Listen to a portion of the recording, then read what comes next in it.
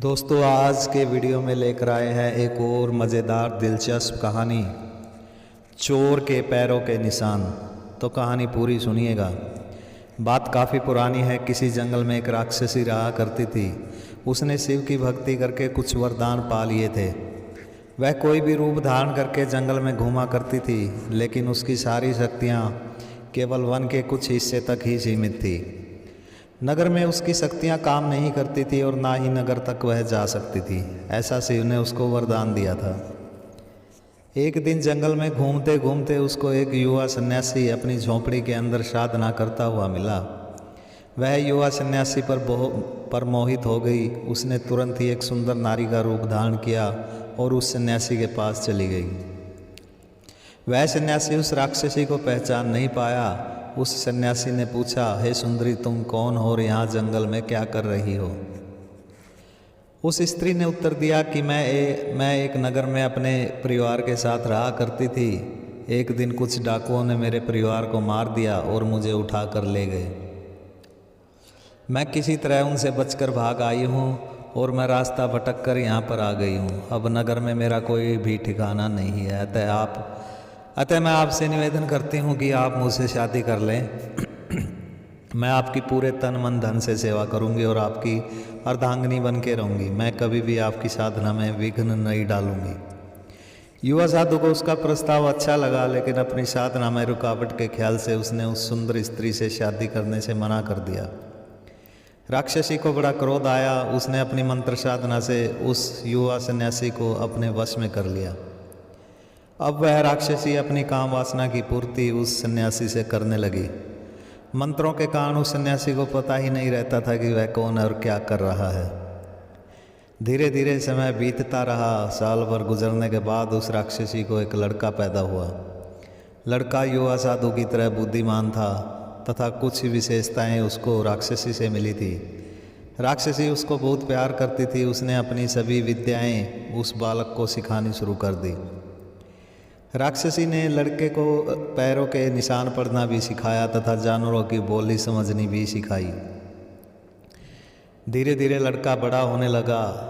धीरे धीरे लड़के को अपने पिता तथा राक्षसी की शादी की कहानी भी पता चल गई और उसे यह भी पता लगा कि किस तरह उसकी माँ राक्षसी ने उसके पिता को अपने मंत्र से अपने वश में किया हुआ था।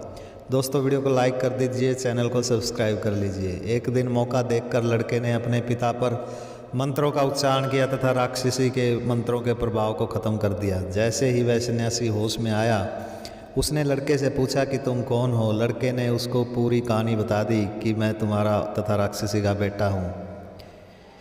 सन्यासी उस लड़के को साथ लेकर नगर में चला आया और उन्होंने जंगल को हमेशा के लिए छोड़ दिया। वे दोनों नगर में एक जगह पर घर लेकर रहने लगे, लेकिन उनके पास कमाई का कोई साधन नहीं था।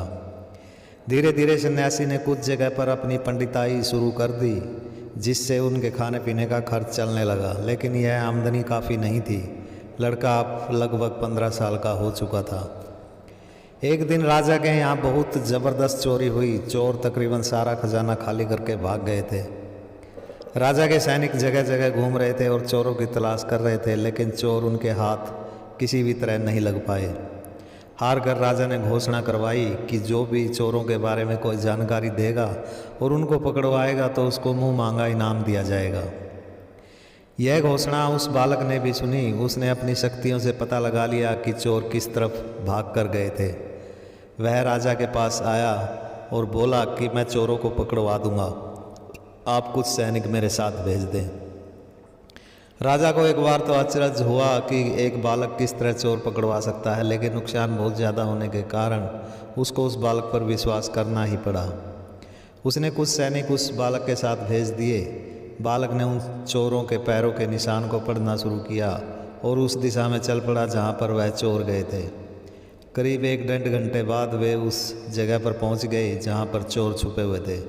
राजा के सैनिकों ने लूटा हुआ सारा खजाना प्राप्त कर लिया और उन चोरों को पकड़कर राजा के पास ले आए।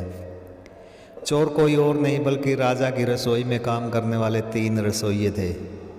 राजा ने उन तीनों चोरों को उम्र कैद की सज़ा सुनाई। तब बालक बोला, रुक जाइए महाराज, यह असली चोर नहीं है, ये तो सिर्फ प्यादे हैं, असली चोर तो आपका वज़ीर है। उसी ने इनको अपने साथ मिलाकर खजाने की चोरी की है। राजा को बड़ा अचंभा हुआ। उसने आदेश दिया कि वज़ीर को गिरफ्तार कर लिया जाए।